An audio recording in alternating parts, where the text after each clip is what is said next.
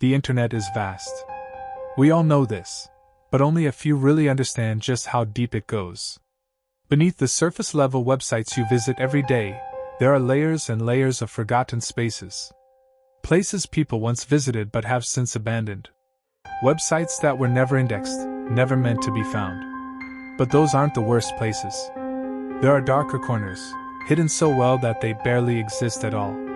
Some say these sites were never meant for human eyes. They are glitches, anomalies, maybe even traps. The kind of places that once you stumble upon them, they never really let you go.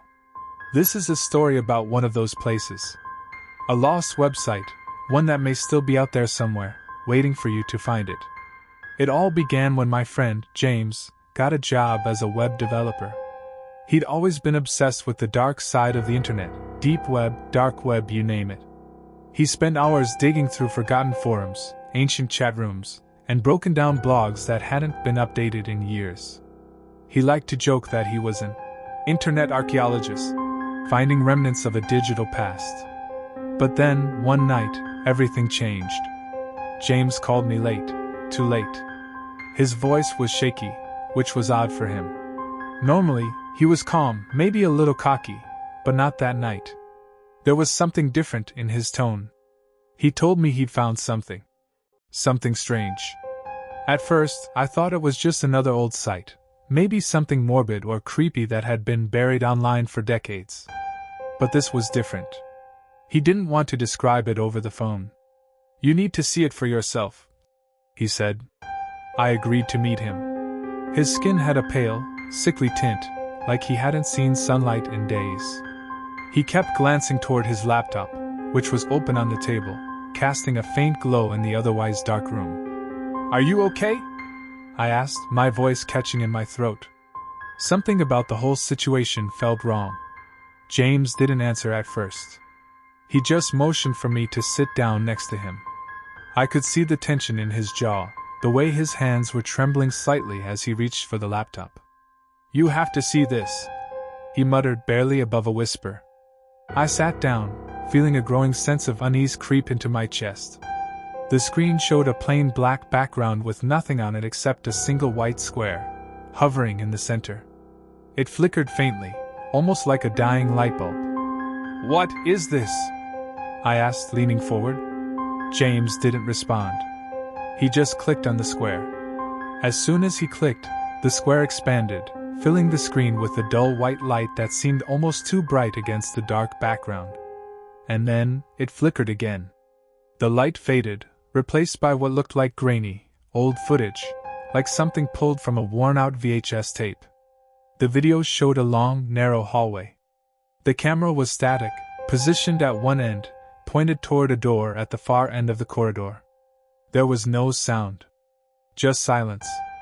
The hallway was dimly lit, the walls stained with what looked like old, peeling wallpaper. It had the look of a place that hadn't been touched in years, maybe decades. For a while, nothing happened. We just stared at the door at the end of the hallway. And then, slowly, the door began to open. It wasn't sudden or dramatic. The door creaked open inch by inch, as though something on the other side was deliberately drawing out the moment. I felt my breath catch in my throat, expecting to see someone, or something, step into view. But no one did. The door opened fully, and beyond it was only darkness.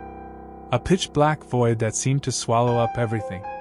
My skin crawled with unease as the camera remained fixed on that door, as if it were waiting for something to happen. Suddenly, the video cut to black, and we were back on the homepage. This time, the white square was gone. In its place was a message. 4 words, written in small, blocky text. "Do you want in?" I glanced at James, feeling a pit form in my stomach. He didn't look at me. His eyes were glued to the screen, his face pale and expressionless. His hand hovered over the mouse. "What the hell is this, James?" I asked, my voice shaking now. "Where did you find this?" He didn't answer me. He didn't even blink. He just clicked the words. The screen flickered again, but this time, instead of a video, a new page appeared. It was a chat window. At first, there were no messages, just a blinking cursor in the lower left corner, waiting for someone to type. James didn't touch the keyboard, but then, the messages started appearing. Slowly. One by one. Hello? Are you there? The text appeared as though someone, or something, was typing in real time. I stared at the words, feeling the tension in the room rise like a thick fog. James's breathing had become shallow. His hand shook as he moved the mouse to close the window, but before he could, another message appeared. We've been waiting for you. James froze. His eyes widened, and for the first time since I'd arrived, he looked genuinely scared. I reached out, ready to pull the plug on his laptop, but then another message popped up. Do you want to come in? James's hand hovered over the mouse, and before I could stop him, he clicked the window again. The screen went dark. I don't know why, but in that moment, I felt a cold dread unlike anything I'd ever experienced. It was as if the room itself had shifted. The air became heavy, and I couldn't shake the feeling that something was watching us. James sat back, his eyes wide and unblinking, staring into the empty black screen as if he were waiting for something. But nothing happened. No more messages. No more videos. Only silence. Over the next few days, James grew more and more obsessed with the site. I tried to talk him out of it, but he was fixated. He said the site was changing every time he visited, showing him things he couldn't explain. It's not just a website, he said one night, his voice barely a whisper. It's something else. It's like it knows I'm there. Like it's waiting for me. I didn't want to hear it. I didn't want to know what he was seeing. But he couldn't stop. He'd spend hours sitting in front of his screen, staring at the black pages, waiting for the next message, the next video. And the content got stranger. James described seeing symbols he didn't recognize, ancient, cryptic things that didn't belong in any normal part of the internet. The videos became more distorted, more unsettling. Sometimes, the footage would show empty rooms, abandoned houses, or dark forests. But occasionally, James said there was movement, faint shadows that drifted across the screen like something was lurking just out of view. At night, he started hearing things in his apartment. Footsteps. Whispering. Objects would go missing, only to turn up in odd places. Doors would open on their own. I begged him to stop, to shut down the laptop and walk away from the site, but he refused. It's too late, he told me one night, his voice flat and hollow. I've gone too far. It's watching me now. I didn't understand what he meant, but the look in his eyes, empty, distant, told me that whatever was happening, it was already too late to turn back. James was slipping away.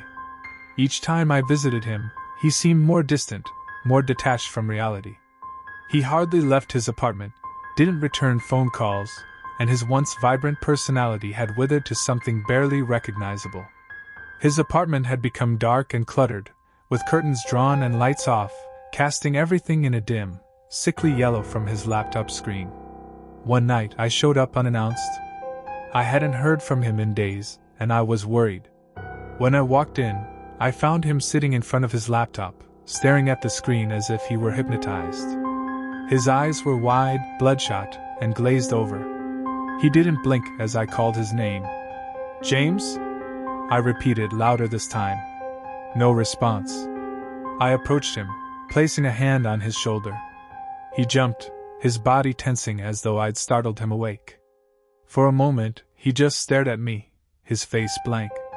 Then, slowly, recognition seemed to creep back into his eyes.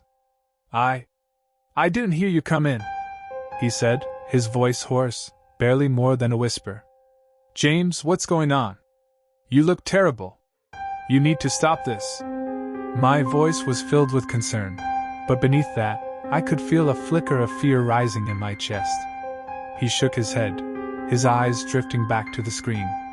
It's too late. I'm already in. In where? I asked, but he didn't answer. I moved around to see what was on his screen. It was the same black page with the same question he had clicked on before. Do you want in? Only now, the text had changed slightly. It read, You are in. My heart sank as I saw it.